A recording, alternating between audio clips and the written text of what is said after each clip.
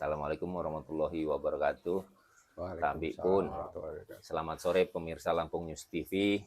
Kali ini sore ini kita mengunjungi rumah Bang Juendra Asdiansyah. Asdi bukan Ardi kan? Asdiansyah. Nah, Asdiansyah di Kota Baru yang rumahnya ini di tengah-tengah tadi, di tengah-tengah antara segitiga bermuda. Ya, segitiga bermuda antara Zulkifli Anwar, Bambang Kurniawan, Abdurrahman Sarbini, dan satu lagi aktivis Rahmat Hussein.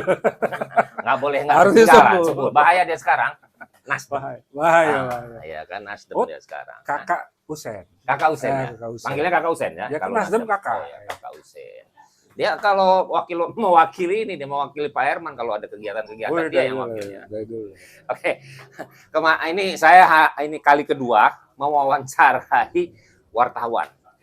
Jadi kalau agak salah-salah dikit mohon dimaafkan. Bukan karena wartawan ini sebenarnya pintar, dia banyak memahami segala macam gitu. Ya, di dalam itu cuman belum diungkapkan karena dia biasanya cuma nanya, nggak mengungkapin gitu. Ini karena dipaksa Bang Ferdi. Kalah senior gitu. Sul adab kalau bahasa agama. Adab, ya. Bang Jue sehat ya? Alhamdulillah. Nah, ini udah mulai banyak ini kelihatannya, makin ganteng. Ya, ikhtiar aja. Karena mau podcast ini saya tumbuhin ya kan. Nah, kita mau ngobrol apa juga nggak janjian nih, mau ngobrol apa. Ya. Tapi saya sedikit melihat apa namanya pandangan karena beliau ini sebenarnya sudah menurut saya jadi spesialis host di KPU. Jadi di mana banyak tempat beliau ini hostnya KPU kalau debat, bukan debat kusir ya, debat calon kepala daerah. Itu karena Bang Ferdi belum buat podcast. Oh. Setelah Bang Ferdi buat podcast ini, saya terancam sebenarnya kan. Mulai dari nggak ada pilihan sebenarnya. Dulu nggak ada pilihan. Jadi beliau ini punya kredit point. Kenapa nggak yang lain? Kenapa harus apa namanya Jue gitu? Bukan yang lain, pasti ada kredit point. Tapi kalau KKN saya yakin jauh karena dia bukan tim selnya KPU. Kalau Mas Oyo sih ya tim selnya KPU, ya kan gitu. Betul. Masih ada linknya. Kan gitu. Tapi kalau mau Mas Oyo emang gantengan saya. Iya. Pemirsa Lampung News TV. Nah, saya mau minta pendapat nih sama Mas Jue nih, Bang Jue.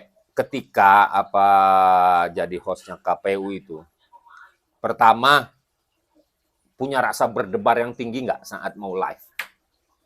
Oh pasti. Ada rasa takut gitu, kayak mana ya? Gitu. Itu juga sering saya sampaikan waktu misalnya memberikan pelatihan public speaking, soal grogi, soal demam panggung, itu sesuatu yang natural, alamiah. Ya. Nah, tapi kan kemudian bagaimana kita bisa cepat recovery, sehingga begitu di panggung lupa yang lain. Orang seperti nggak ngelihat. Tapi kan latihan, jam terbang. Tetap latihan ya? Tetap latihan apa ya, jam terbang aja? Persiapan tetap ya. Jadi bagaimana kita bisa mempelajari materi, apa yang harus disampaikan di opening. Kalau saya itu kan biasanya pakai pantun. Ya. Kan? Pantunnya buat terus apa? Oh, buat terus. Kopi. Buat terus ya? Kan bayarannya nggak diganti. Itu etika profesional kita ya kan. Masa dipakai terus. Iya. Kan? Ini berarti mungkin apa sekjen PKS yang niru ini ya Mas Jue, Jue yang meniru dia? Oh, semua niru saya. Niru. Nah, sekjen PKS ini terakhir saya ngeliat di Nasdem, kunjungan itu pantun dulu kata dia. Walaupun nggak nyambung pantun dia. Artinya pantun ini sudah menjadikan itu supaya agak rest ya, agak sedikit istirahat. Karena kadang-kadang saya misalnya gini yang lucu juga. Kadang nggak nyiapin pantun, misalnya. Terus tiba-tiba audiensnya, pantunnya mana Bang? Katanya kan. Oh, ada karena sudah keterbiasaan ya? Iya, kok Bang Jue nggak ada pantun ya? Kita buat pantun. Berarti kalau saya lihat, kalau sudah Bang Jue, mana pantunnya? Artinya di kepala mereka sudah terpikir seorang Jue ini ketika dia nge-host di situ, pasti ada pantunnya. Kalau Ustadz itu kan ada Ustadz pantun, kita moderator pantun. Nah, oke. Itu recovery paling di awal ya masuk, ketika audiens itu kita sudah merasa tenang, sudah recovery-nya sudah jalan ya, udah jalan. Nah, ada nggak di tengah-tengah itu kita udah mulai lagi, atau sesi? Per sesi itu ada lagi nggak kayak tadi, demam panggung? Oh, biasanya enggak. Udah sesi itu udah nggak awal aja ya? Di awal. Makanya misalnya kalau udah lama nih nunggunya, nah itu bikin gak enak kalau buat saya ya. Kelamaan. Oh, kelamaan delay. Kelamaan delay nunggu ya kan. Ada cemas itu bikin gak enak. Nah, jadi itu nunggu apa? Nunggu sesi?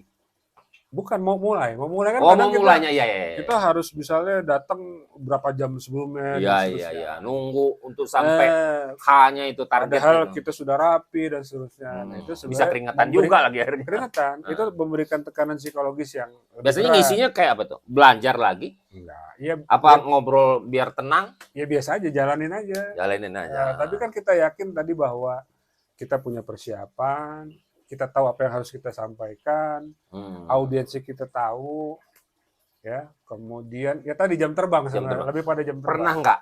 Kalau itu kan ada apa ya? Ada guidance-nya. Kalau di KPU itu ada guidance-nya. Tapi ada juga yang ketika nge-host itu memang dari bahasa kita sendiri ya, bukan dari guidance atau dari tulisan yang sudah dicetak itu, bukan? Ada juga. Nah, kalau khusus debat KPU itu kan semakin kesini sebenarnya semakin ketat. Ruang improvisasi seorang moderator itu udah sangat kecil. Oh, sangat kecil. Kita misalnya nggak boleh mengajukan pertanyaan sendiri, ya. Nggak boleh memberikan komentar, opini atas jawaban dari kandidat dan seterusnya. Jadi sebenarnya tidak banyak juga ruang improvisasi. Tetapi kan mungkin yang menjadi pembeda misalnya bagaimana gestur di atas panggung. Supaya tidak kayak robotik ya, supaya nggak kaku. Robotik. Volume vokal, intonasi, bahasa tubuh dan sebagainya itu biar nggak tegang. Betul. Karena gini, saya selalu memposisikan bahwa ketika di panggung siapapun yang menjadi narasumber, siapapun menjadi panelis, saya sama dengan mereka setara. Bahkan kalau perlu saya lebih tinggi. Jadi kayak mitra. Kalau perlu saya lebih tinggi, karena saya harus mengatur mereka. Jadi kalau debat kandidat itu kan tokoh semua. Betul. Waktu bisa pemilihan gubernur misalnya, itu bupati semua, bahkan ada incumbent. Kalau saya merasa saya bukan siapa-siapa, pasti mau nanya aja udah takut.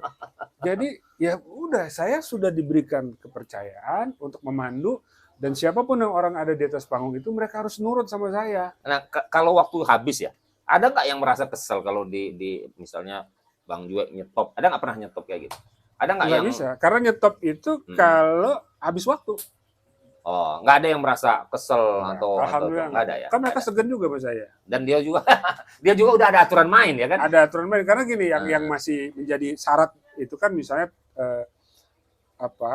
track record dari moderator. Betul. Misalnya kita tidak boleh partisan tadi. Nggak boleh. Ya kan? Bukan orang partai ya? Bukan orang partai politik. Lalu kan dia lihat reputasi. Kalau saya kan ya, misalnya Bang Pedi kan juga tahu, saya kan begini-begini aja, ya kan nggak pernah misalnya terafiliasi oleh satu kutub politik tertentu dan seterusnya.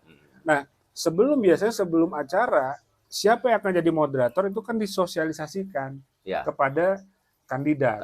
Nah, mereka akan bisa menilai. Mereka bisa komunikasi nggak? Nggak boleh. Oh, nggak boleh ya? Ada yang kadang minta bocoran soal dan sebagainya. Kita nggak tahu kalau bocoran panitianya ngasihnya pada saat itu juga. Tapi kan kalau sama saya nggak bakal saya kasih. Ya kan, karena sekali saja saya sudah melenceng, hancur karir saya, reputasi saya. Kenapa saya bisa bertahan sejauh ini? Hari ini mungkin udah 21 kali, mungkin ada catatan? Ada. 21 pilkada. Debat pilkada. Ya, artinya 21 pilkada juga. Iya, 21 pilkada. Betul. Ya kan? Betul. 21 pilkada. Iya. Berarti dari berapa? 14 ini. 14 ya kabupaten kota kita. 14 kabupaten. Ada yang sudah pernah 2 kali berarti. Ada yang sudah pernah 2 kali. Ya, dari 21. Iya, betul. Nah, itu luar biasa. Tentu sampai di titik itu kan tadi bukan cuma soal skill teknis sebenarnya. Kalau skill teknis, kemampuan yang tadi kita bicarakan mungkin yang sama atau bahkan lebih bagus dari saya juga ada dan mungkin banyak. Tetapi tadi kan paduan dari reputasi, kredibilitas dan seterusnya. Track record itu ya. Track record itu yang kemudian mungkin teman-teman KPU menjadi percaya dan merasa